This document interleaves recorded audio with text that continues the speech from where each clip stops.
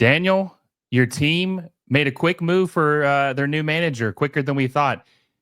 They announced officially today that Tata Martino would be stepping down as the Inter Miami manager.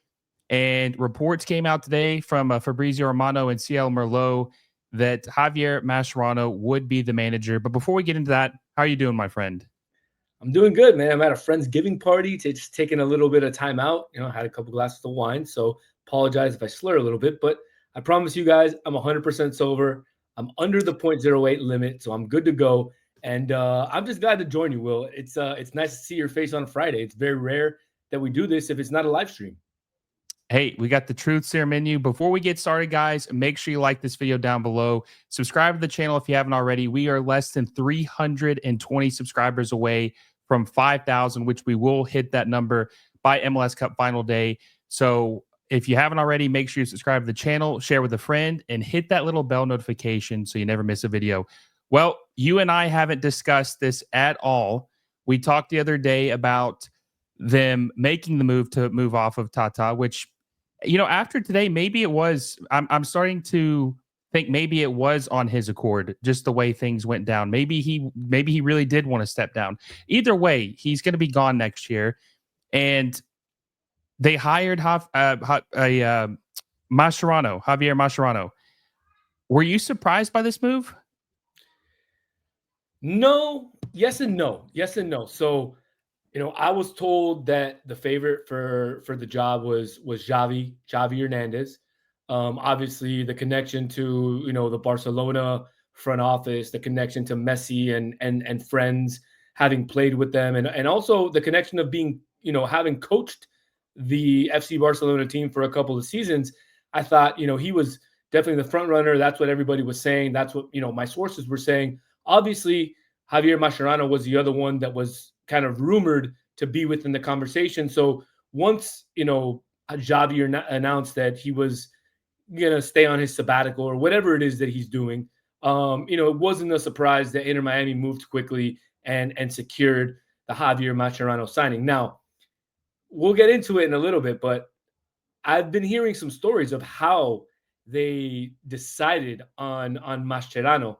And it's actually really, really interesting how it is that they did it, because it's not something that is normally what you would suspect the team to do.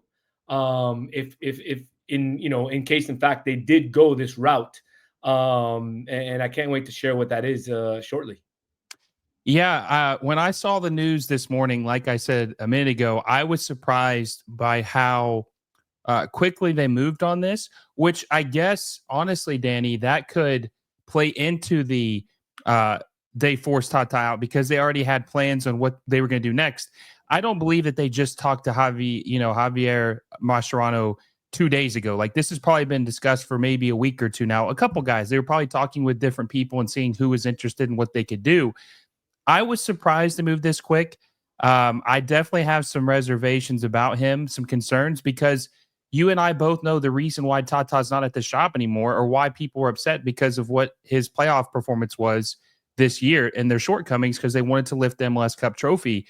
So I'm a little skeptical about a guy who has never coached first team football before. Great player, right? Very good player at Barca and Liverpool. Great pedigree as a player, but as a coach, he's very unproven. And as you and I both know, just because you're a great player doesn't mean you're always good. You're going to be even a good coach.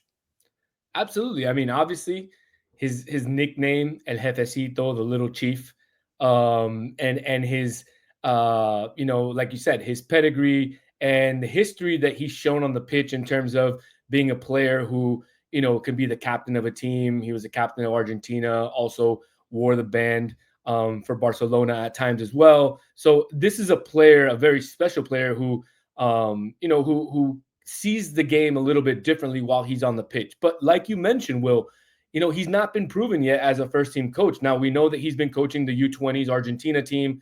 They didn't have the greatest of showings at the U20 South American, and then again in the in the Olympics. But look, you and I both know that what Inter Miami has now turned into is somewhat of a Messi and friends approach. Obviously, with the coaches that were available, folks have been talking to me on social media and saying, well, that's the best coach that was available. I disagree. I think there was better coaches available out there. But I'm with you. I think Inter Miami already had their idea made up way ahead of time. Obviously, the reports have come out and said that Tata Martino essentially resigned or spoke to management on Saturday. Jorge Mas mentioned in the post conference today that he spoke to Messi on Saturday after he had spoken to Tata and after Tata had spoken to Messi. And so that's when they got the ball rolling. Now, I've been told that the way Inter Miami did their coaching search was through AI. I don't know how that makes you feel, but I was told Inter Miami basically put all the stats and every single piece of analytical data that they could find from their season this past year into an AI machine, and it basically spit out the best 5 coaches who could essentially coach them to, I guess, a title or could bring out the best in them. And the top 2, funny enough, were Xavi and Javier Mascherano. So number 1 being Javier Mascherano. So again, it's interesting. Again, I don't know how 100% true this is. Now, this is a good source of mine that told me this, who knows a lot of people within the business. And that's what they've told me. Now, if that's the case, it piques my interest a little bit. Why? I've never heard of a team use AI to choose a coach. And so if that's the case, and AI says that Javier Mascherano would be, the best coach for this team, then I'm willing to give it, willing to sit out a little bit, not talk my usual garbage that I normally talk, or at least come out against the team. I'm willing to see what's going to happen. So I'll give him a few months and see what he can do. Now, the biggest question is, he's going to open the pipeline of young players from Argentina to Inter Miami. And I think that could be the key in why they're bringing him over, is because obviously he coached the U20s. He coached Federico Redondo. He's going to probably start bringing in some of his other players. And obviously Inter Miami is loving that pipeline to South America, especially Argentina. So why not bring in an Argentinian coach, somebody who's coached the young players, right? Well, I think that an important detail they probably put in the AI was also must have some connection to Messi. That also probably had to be in there, because I don't think Javier Mascherano would be on any list if we're just keeping it stats only, best outcome we could possibly have. It had to be something connected with Messi. But you and I both probably wanted Xavi to be the coach over Javier Mascherano, just because we talked about this on the phone. A guy who is more experienced, maybe not as experienced as you'd like. He only coached at Barca for 3 years, but good experience, a championship with the league, making the most with a team that can't spend any money, having to rely on youth academy, rely on free transfers, rely on loan players. So it gave Lamine Yamal his start, his first start of his career, when a lot of people were criticizing Xavi for doing that and saying he was going to ruin him. So I think that would have been my preference, or it definitely would have been my preference. But you mentioned something that was very important that I think hurt Xavi in this discussion. Tata Martino has helped this team build a pipeline to South America, like you said, with the Paraguayans, with Argentinians. They've been signing players through Tata that he's had connections with. I think that plays a huge role because, like you said, Javier Mascherano coached the U20s. He coached, like you said, Redondo. He coached Thiago Almada. Now, a player didn't play for Inter Miami, but a very good player that played in MLS. And I think they want to rely on that talent pool that they can get. Now, we obviously know they're going to have to do a lot this offseason to fix this team defensively, right? Hell, they might have 3 new starters in the back line outside of Alba, and maybe even a goalkeeper to push Calendar. I just don't. My biggest concern, Danny, is I just don't know enough about Mascherano as a coach. Like, what is his formation? What is his style? Like, I just don't know. He's an unknown. Is he just going to let them kind of, free reign, play how they want to play?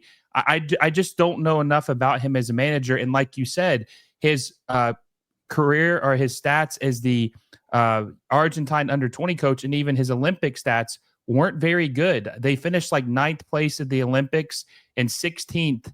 I think at another tournament, another prominent tournament. So he doesn't really have any silverware. And you and I both know that Argentina has plenty of talent. It's not because they don't have any talent. Those stats would be okay if you're coaching a Chile or a Paraguay, that would might be okay. But when you're coaching Argentina, or if you were coaching Brazil, or if you were coaching Uruguay, that's not good enough.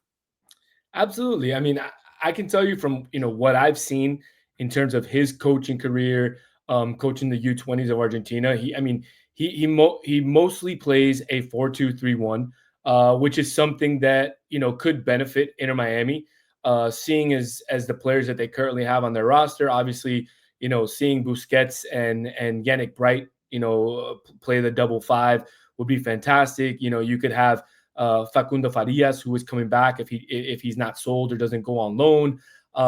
He could play that left wing position. You could also have Federico Redondo, kind of split some time in the middle. Messi playing the 10 or the wing on the left. So I mean, the players and the different lineups are endless. Really, the question marks come with in-game management.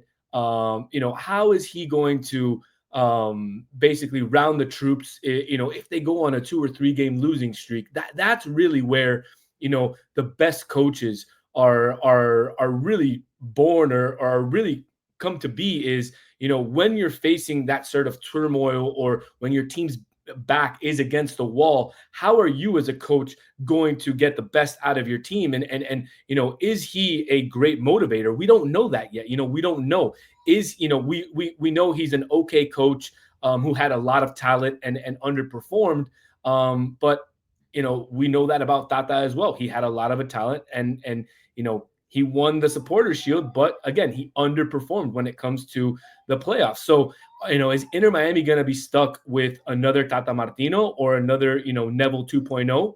I don't know. There's a lot of question marks from the fan base. Well, I want to bring up this point.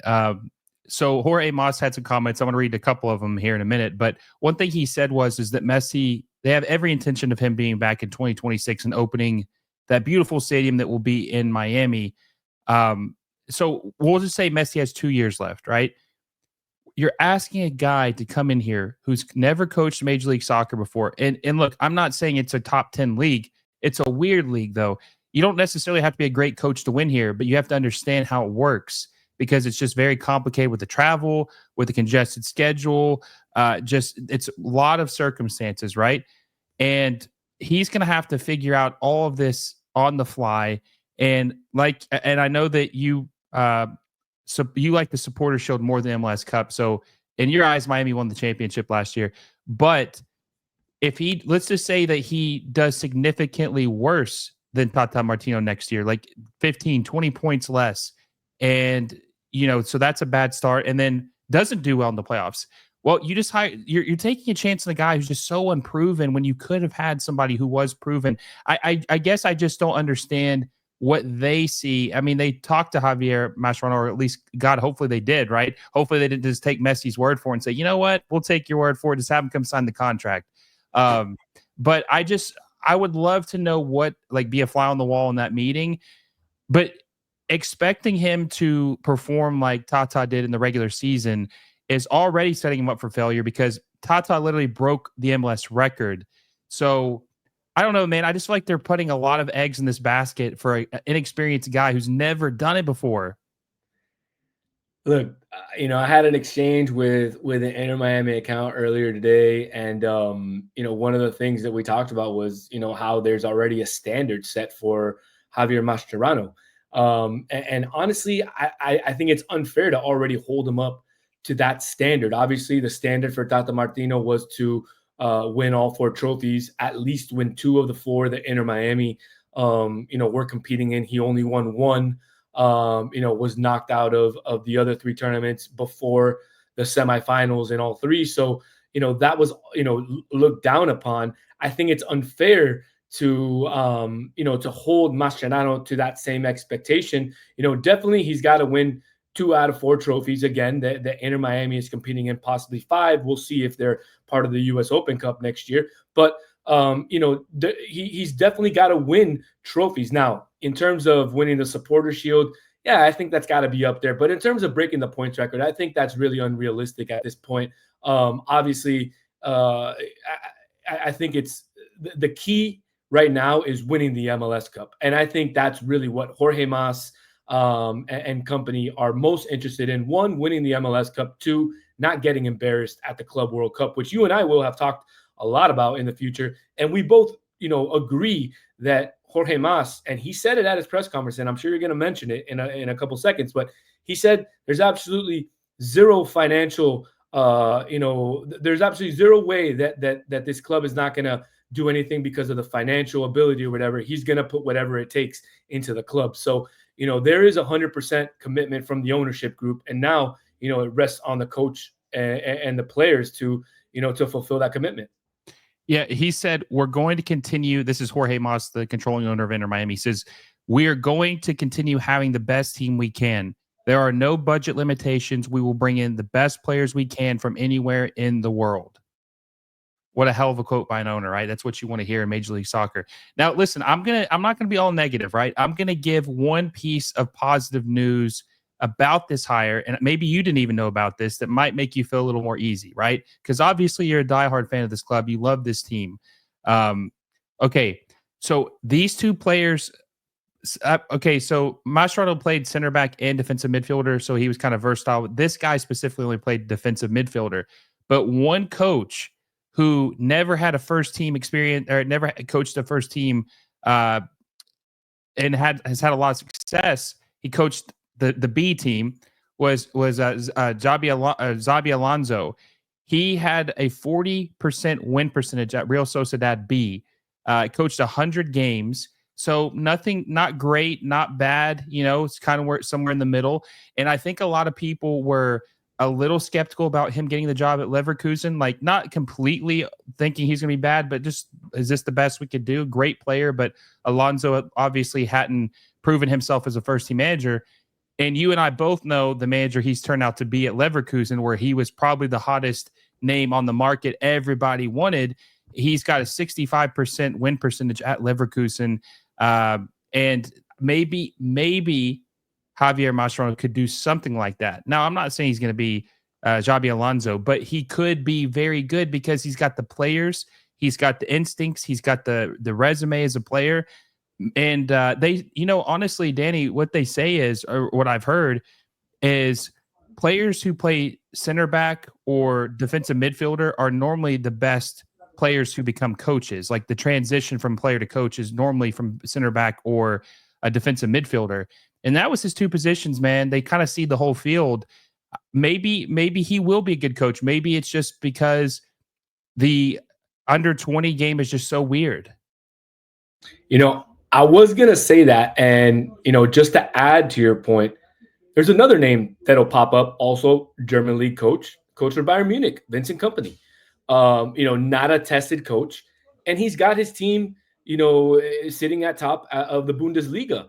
Obviously not doing that great in terms of European football, but nonetheless, they are sitting up top of the Bundesliga. So absolutely, that's why, I'm not ruling anything out. Obviously, I'm a little underwhelmed with the signing. I'm a little underwhelmed because, both you and I and my fellow mates over at Battered Herons and I think really all the Inter Miami faithful, thought that they were going to get, a much bigger name. But look, Will, I think you kind of, I don't want to say you nailed it, but you did bring up a good point in terms of, the coaching international football, especially the younger ages, the U20s, the U23s is a whole nother animal than coaching club. So, we have to at least give Mascherano the benefit of the doubt. Let's see what he does at least the first couple months. And let's see what happens during the rest of the offseason. I mean, the offseason has just started. Obviously, a lot of rumors are swirling with today at the press conference. Chris Henderson was not present. It was Jorge Mas and Mr. Anselmi. So, that's also causing some rumors. I spoke to a person who's very close to the team, to some of the players. There's a lot of uncertainty amongst the players that are currently under contract. They're not sure what's going to happen with the new coach. So the next couple of weeks for Inter Miami, while we thought we were all going to be excited and looking forward to a championship run, it's taken a complete turn, and it's still going to be exciting, but it's going to be a different type of excitement. It's going to be a who are we going to keep? Who are we not going to keep? And now that we have the coach in place, who's going to be his coaching staff, and really, how is the roster going to be reconstructed in order to compete in the new season and the Club World Cup? Yeah, one more point I want to make about him that's a little weird though is that with a resume like he has as a player, right? He's an Argentine national team legend. I'm just surprised, Danny, that he hasn't gotten a single job at the club level in Argentina, not even one, just to get his feet wet. I mean, he's been the national team coach for 3 years. I'm surprised that not even one person would have given him a chance. That does make me a little weary of him, but everybody has to get their start somewhere, right? So it is, Miami maybe is not the ideal first start, but we will see how he does. Now, moving on to this expectations, right? I did a stream earlier about this. He's got the Champions League next year, the CONCACAF Champions Cup.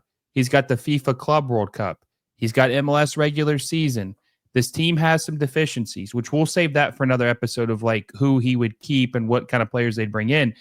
But he's tasked with a tall order.